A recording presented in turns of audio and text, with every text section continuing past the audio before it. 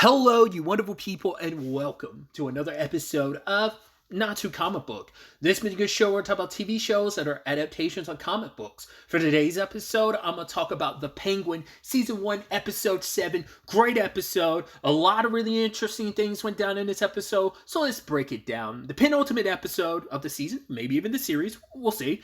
But first and foremost, we have the opening section of the episode, a good chunk of the episode, which we kind of flash back to find out about Oswald growing up. And he's always kind of been a mama's boy, and it just seems like, and we got sprinkles of this throughout the show so far, but you really see it like personified in this section, that Oz is weird about other people's affection towards his mom. It's like he doesn't like anyone, like, because was it last episode, Vic was like, oh, yo, Jack went to yada, yada, yada. And he was like, whoa, don't do that. Don't like put my brother's names in your mouth. And it's like, because he doesn't, and he was immediately like, no, it was me, Oswald. I'm the one, because his brothers were all, he kind of felt like he was the least loved of his children, of her children. It seems like she loved all her kids equally, but Oz always felt like the odd duckling, because it's like, right, they interrupted her work, because he's the one that's like, hey, let's go on a date, let's hang out, go watch a movie or whatever.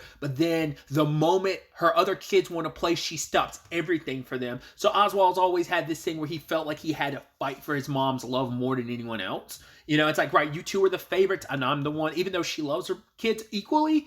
But, like, I guess maybe for Oz, he never felt like, he always seemed like he wanted her love more than anyone else, you know?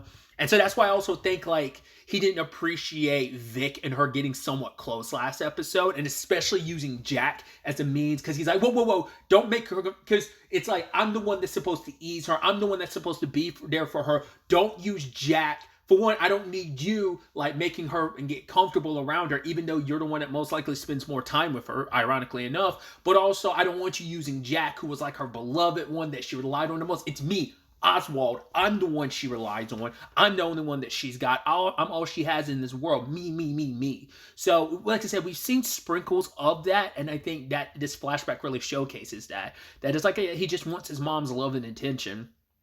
And so we actually kind of meet the famous Rex we had heard so much about, and Oz is looking up to him because he's a gangster, he's got money, and that's, you know, but his brother Jack was like, yo, don't get close to Rex, like, he's a bad guy. But Oz, he didn't care, because it's like, yo, this is a guy who makes money. Who cares if you have to do some bad stuff to do it? As long as you're paid and, you know, it's all great, then that's all that matters. He just wants to be able to make enough money to look after his mom, make her proud.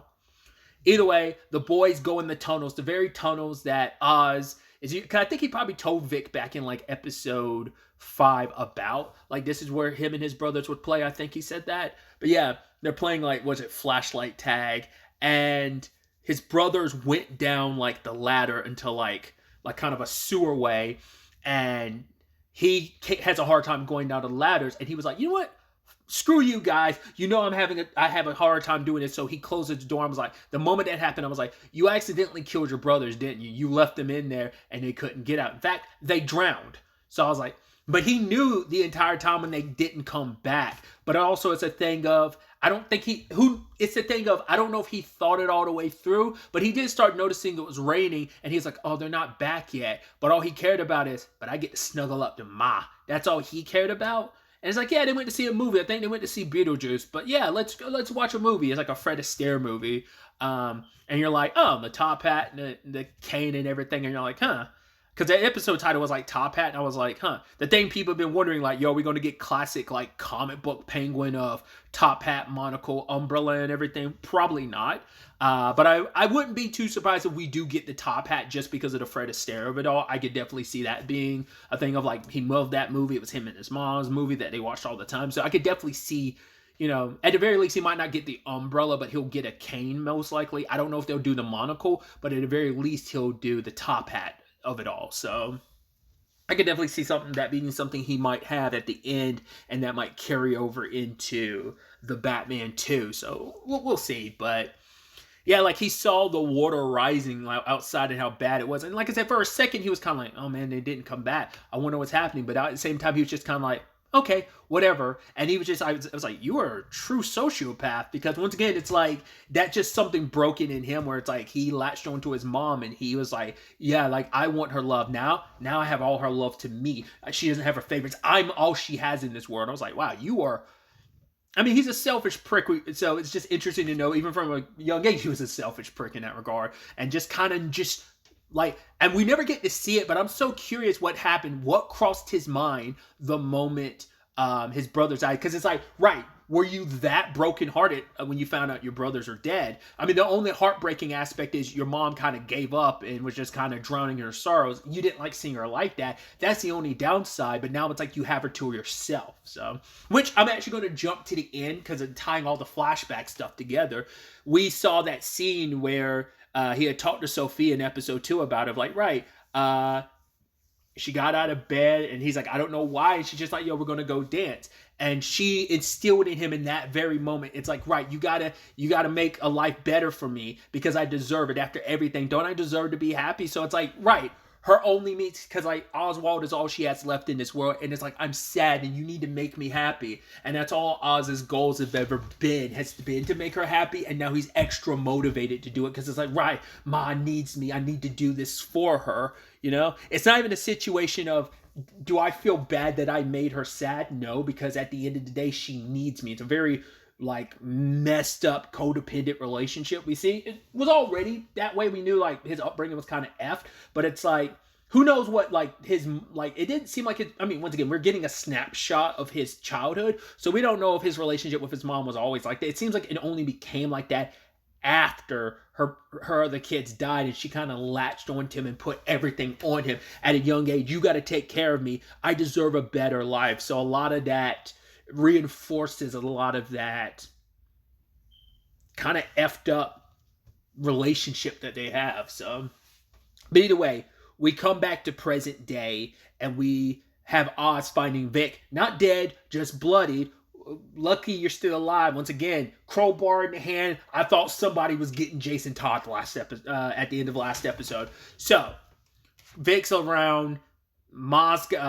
Francis got taken by Sophia. Sal shows up and proceeds to beat the living shit out of Oswald, which him letting Vic go, because everyone's assumption is, yo, something happens to Ma, Vic is getting screwed. Because it's like, you are going to be like seen as a person who failed in a lot of ways. So, but he's kind of like, yeah, fuck your guilt. Just go get Zhao, Danny Boy, like all our associates, get them so we can get an army. Bring me back an army.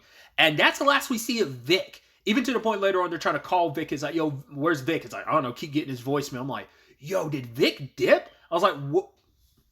You know, like at such a crucial time, but it's like, it might be a thing of we might come full circle where Vic came through in the end. You didn't, like, things didn't go down the way Oz thought they would, but Vic does potentially come through in the end, like he did in episode 1, just not the way you thought he did. So maybe we'll have something like that. I don't know. But yeah, that's the last we see of Vic. That's the only scene you see Vic in this episode. But yeah, like Sal takes that golf club he got last episode and starts wailing on him. And it's like he wants to hurt him real bad, but it's like, right, made a promise to Sophia, so I'm going to bring him to Sophia, but first you're going to take me to your drug operation. And Sophia is sitting down with Frances and talking to her. And it's the interesting thing. I think you could draw this interesting parallel to her conversation with Eve, where Eve eventually sold Oz out versus the person like, this is the person that Oz loves more than anyone in the world, and she's very ride or die for her boy. She's like, I know who my boy is. It's like, for her, it's like, you, Sophia, I know who you are. All you did was change your name. The fact of the matter is the game doesn't matter what, drugs is drugs. So whether it's crack, dope, drops, bliss, doesn't matter. The game is the same, and the winners are the winners and the losers are losers. You changed your name, so what? You ain't cut out for this game. My boy was driving you around, cleaning up your family's messes. He always was watching, studying the game. He knows his game better than you. You're not cut out for this. My boy is, though. You know, it's kind of like the whole point and diatribe that Frances is going about, like, oh, how amazing my boy is, but what about you? You're nothing. You're this, you're that. The only time she shook Frances is the moment she brought up her other boys, because she's like, oh, are they dead? or are they really alive? Is your son have them hidden somewhere? And that sends her back, and she's thinking about that time when she's talking to police, like, yo, my boys, like, bring them home, like they're not even home, it's raining out, you're supposed to find them. And Sophia goes over to her like, when do you think you are? And then Frances snaps out of it and like pimp slaps her. And it's like, yeah, I don't know what she had planned with Julian. I don't know if she was going to try and get Julian to talk to her to kind of like resurface some stuff that could help her against Oz or something. Like, I maybe find some other weaknesses. Like, I don't know. I guess maybe like from a psychological angle, messing with Frances's head more. Maybe that's the end result. Like, I don't fully know what Sophia was planning to get out of that. Which also, staying on Sophia, her going to deal with Gia, because like, oh, Gia's at like this foster home. Gia wants to talk to the cops, so Sophia shows up, and obviously being there triggers her PTSD from being in Arkham, and it's like, yeah, that's a sad thing. The cycle repeats itself. And the way like Gia's so despondent and feels so alone is exactly how Sophia did. For a good chunk of time, at least to some extent, the one person she had on her side was her brother, but still, like, she was so isolated and alone. And you look at it and it's just like, yeah, this place definitely gives Arkham vibes to some small degree. But what's so sad is that, you know, Gia's like, I saw the mask in your bag. It's like, did you kill my family? And she's like, what? How could you think I'd do something? What happened was a terrible accident. I was like, yo, you were so much more like your dad in this moment. And it's just, I think this is the moment where it finally clicked in her. Like, holy shit. Like, I make it, especially when she saw Gia's arm and it's like, wait, you're hurting yourself. It's like, yeah, Gia, you are so much like your father in this moment, gaslighting this little girl, being like, I think you killed my family. You killed my mom and dad. She's like, I loved your mom and dad. It's like, no, you didn't. Because at one point in time, yeah, you did, but then like they all betrayed you and left you. As she says later on, everyone expected me to die in Arkham, but I didn't. I came out, you know. I survived, you know. And she's trying to talk to Gia, and she's like, right, what happened to your family was a terrible accident. But she says, but your family were not good people. And honestly, I'm not heartbroken that they're dead. They deserved it. And she's like, but do not let them be a reason why you hurt yourself. You're going to find a good family, and they're going to give you the life that they were going to give you, everything this family can never offer you. And it's just, Sophia's trying to be there for Gia in a way no one else, except for her brother, but even her brother wasn't able to be there for her in that way. It's like, hopefully you'll be able to go off to another family and not be tied to this one, because I can't look after you, because, you know, even with the Gigantes being this new family, it's still the thing of you're going to be carrying on the Falcone, and it's just like that will always kind of be some mark against you. And it's like this family was never built for someone like you. Go out there and just, she's breaking down, because it's just like I said, it's like looking in a mirror to some extent. It's like seeing this small little girl afraid and alone in the world, because she was that same girl. Like, she might have been older than Gia, but she was still that girl alone and locked away, you know, by her own father, abandoned by most of her family. And she, you know, and especially because she knows that feeling now, because she has no one, like, aside from just the family she killed, which she believes so, but there is still some element of, yeah, they deserved it, but it's still the thing of, you made yourself that. I mean, it's like, which one is better, to keep around that treacherous family that doesn't love you, or to be alone? But it's still the thing of, you killed her entire world. You killed her parents, just like your dad killed your mom and then gaslit you, and it'd be like, no, I didn't do it, and then proceeded to have the entire family help lock you in Arkham for over a decade. So it's like she's hoping to break that cycle, but I mean, who knows? I mean, as we see with the scars on Gia's arms, like, the damage is already done. So you can try and get her to like have but like, there's never going to be a normal life for that character. Like, she's always going to be messed up, you know? So Sophia later on talks to Julian, and it's like, I don't know what to do. Like, the fact of the matter is, she's like, it's not until she was talking to Frances that made her go like, I am still playing my father's game. Like, even though I try to distance myself, drop the Falcone name, start something new, I'm still in my father's shadow, and I want nothing to do with him. I don't really care. Like, the throne, as Oz is promising me, I never really wanted that. I never cared about any of that. My dad offered to me the throne, and it's like, did I really want that? I took advantage of being a part of this family because that's what I needed to be. I'm the family, so that's kind of what's expected. I mean, it was never really expected of her because it was supposed to be Alberto who took the crown. But it's like, yeah, you were the more responsible one. But it's like, I never wanted this. I just wanted a life. I just wanted to be free. And it's like some arguments could be made. And once again, we've only seen snapshots of Sophia's life, but right, you were part of the family. Like, you knew what your family was all about, and you were kind of fine with it as long as you never got directly involved until they kind of drew you in to be directly involved. So, but it's a thing of, I just want to be free after having been locked up for so long and still being pinned down by this family. And that thing of her being like, I can't breathe, and she's got her hands around her throat. And it's like, it's the noose, and the noose is the perfect metaphor for her father, who staged all those murders as suicide, including her own mother. So it's like, that nightmare she had in Arkham, which continues to be that recurring nightmare of her clawing at the rope around her neck.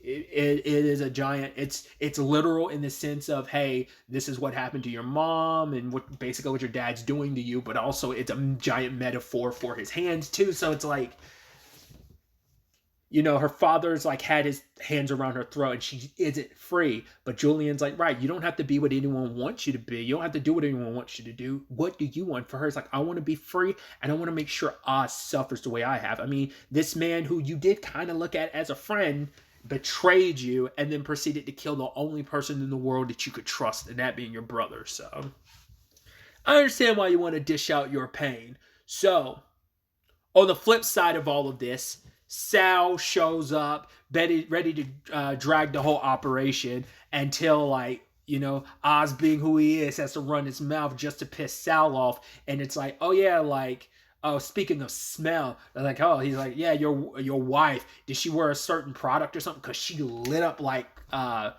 crazy. And he's like, oh yeah, the smell of the burning flesh and popping and stuff like that. And then Sal proceeded to snap. Lights went out. Sal's people gets taken care of, and it's just Oz versus Sal. And you're thinking like they're gonna duke it out, and then like Oz is gonna kill Sal. He doesn't. Sal literally drops of a heart attack. Oz is like, come on, let's go. I thought at first Oz was gonna feel cheated, like, no, this is supposed to be our epic battle. I even thought he was gonna be like, yo, tell me where my mom is. Like, I thought that's what it was, but it was like, no. His last final word to Sal is, I want you to know I won. Before you drop dead, I won. I beat you. That's all he cared about. He was just like, right, talking to a corpse, running his damn mouth. I was like, are you going to shoot his body? He sure as shit does. Empties the clip into the body. I'm like, why? And still running his mouth about how he won. It's like, he's so petty, and it's just like, yo, and then he had to toss the dead body out there in front of everybody. So he's like, this guy did this, but you guys stood tall, you protected your interests, you protected your home. We're gonna go to war with Sophia. Sophia proceeds to enact her plan. So it's like, all right, so what are we gonna do? I love it because the entire time you're thinking like, oh my God, is this going to be the inverse of episode 1? It's like the vehicle pulls up. You're like, yo, my immediate thought was like, yo, is Francis going to be in there strapped with a bomb? Bomb was in play, but I was like, that was my immediate thought. Then I'm like, yo, is Francis in the back sliced up? And it's like, did you do exactly to her what was done to Alberto? And that's what Oz was kind of expecting. I was like, I mean, it's going to be Francis, right? But I'm like, not unless there's a chance it end up going to be Vic. Not unless that happened off screen. But it's like, nope, it's neither. It's a bomb. And there was a couple seconds left on the clock. And Oz took off on his own. Didn't warn anybody. In fact, some of his guys were like, yo, what is it, Oz? And then they come over. It's like, yo, it's a bomb. And literally blew everybody up. Oz only cared about his own self-preservation. These people, he was like, yo, we're a family. It's that beautiful thing. It's literally the end of episode 3. Sophia's like, how do I trust you? He's like, I'll show you. Oh, how about I proceed to immediately try to save myself and throw you under the bus and be like, yo, screw the Falcones, Maronis. We could get together and wipe them out. Yeah. So that causes a massive explosion. Makes sense. We're underground. It caves in the ground. We see a part of a building gets destroyed. You're like, Jesus Christ. And ironically, where does Penguin end up falling and landing? The exact place his brothers end up drowning. I was like, ooh, poetic symmetry in so many ways of everything coming full circle. But luckily, survives, goes topside, still looking, because he runs into a guy. He's like, yo, is that Vic? Oh, it's not. And then proceed, the cop that brought home dude to Sophia in episode 2 comes over, knocks him out because she knows how much of a cockroach Oz is, and he's like, yo, Sophia wants to see you. Like, whoever comes out on top, because she's like, I know, she knew like Oz wouldn't get out there with everyone else. She knew Oz would get out on his own. So yeah, she was waiting, because it's so interesting too, considering Francis was like, yeah, that's my boy. My boy's always going to be 2 steps ahead, and Sophia was 2 steps ahead in this regard. So next episode will be the series finale, I believe, because I think this is still considered a mini series / limited series, so I don't know. There's obviously been the rumblings of, will there be a season 2 to this? Once again, the show has been really well received, and I think ratings wise it's doing pretty good, so it's a high possibility, but I'm sure it all depends on how this all ends and where this goes, because this is supposed to lead right into the Batman 2, so I do not know. Once again, this Vic angle, where's that going to play? How's that going to play out? There's this interesting line from Frances where she was like, yeah, I can't wait till my son puts a bullet in your head and he tap dances on your grave. The reason why that strikes a chord with me is because I'm like, I don't know if that happens to Sophia in some version of the comics. Funny enough, it happened to her in the show Gotham, because she was played by Crystal Reed. If I'm like, that character's in like a coma, like a vegetative state, the last time you see her, but I'm pretty sure she got I actually don't remember who shot her in the head,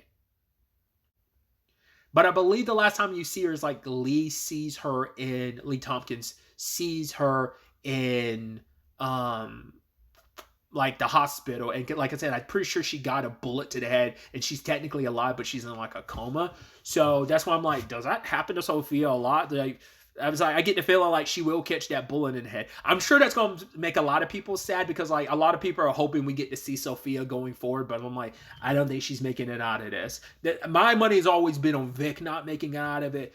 Dude, how this finale is going to play out is going to be so interesting, because it could go so many ways. Hell, we don't even know if Francis is going to make it out of this. I mean, it'd be kind of ironic that the one person that survived would be his mom, but also like that could be fuel for the fire for him, like if she goes, under what circumstances, because it's like, right, what if his mom does die and Vic didn't show up to help, so he eventually tracks down Vic and kills Vic because of that. There's also the Eve of it all. He still doesn't know Eve sold him out. So I could definitely see a situation where Sophia, just to like stick the knife in and twist it, could tell him the truth about Eve, and the series could end with him showing up to kill Eve. Maybe, maybe not. I don't know.